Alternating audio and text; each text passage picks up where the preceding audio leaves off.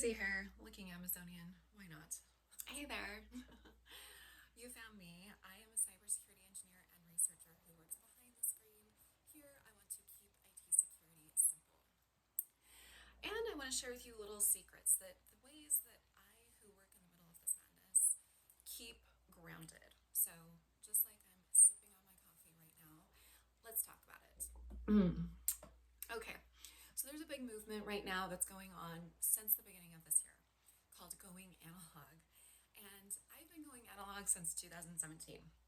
Not trying to put myself on a pedestal, not like, oh my goodness, look at me. 2017, I left the second startup I worked for. And at that time, I had been working not at that startup, but then another one for 5 years earlier. So when you work for an early stage startup, you've probably heard this. It's madness, it's chaos, and you wear multiple hats. You are constantly doing like 5 to 10 jobs at once. And I was also traveling all across the country, trying to really build out and help just do different whatever I could, with these companies. So by 2017, I was taxed. One of the things I promised myself when I was mutually let go by this company, because fun fact, when you work in tech, you are going to be let go by a company at some point. I know it may feel uncomfortable.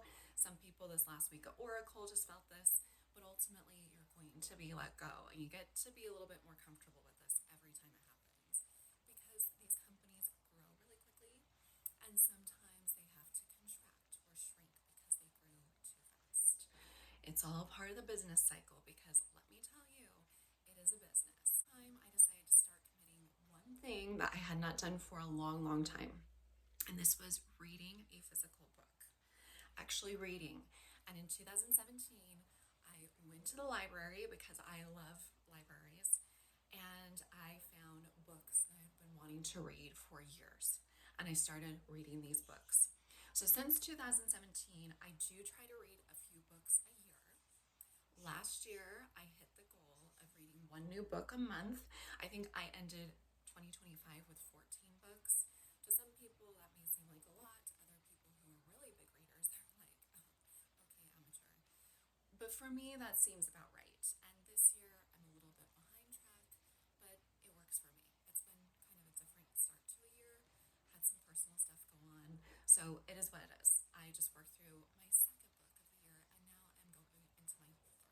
So, number two, and this is something everybody needs to do regardless of your profession, and this is move.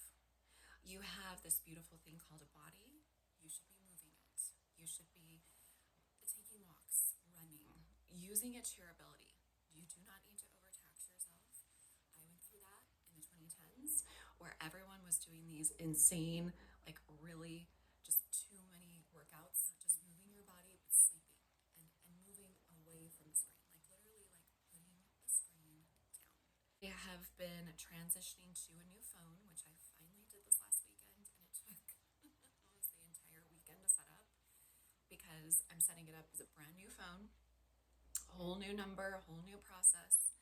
I've been de-googling my life, which, here to say, was mostly able to do it except for my email and my Google Voice.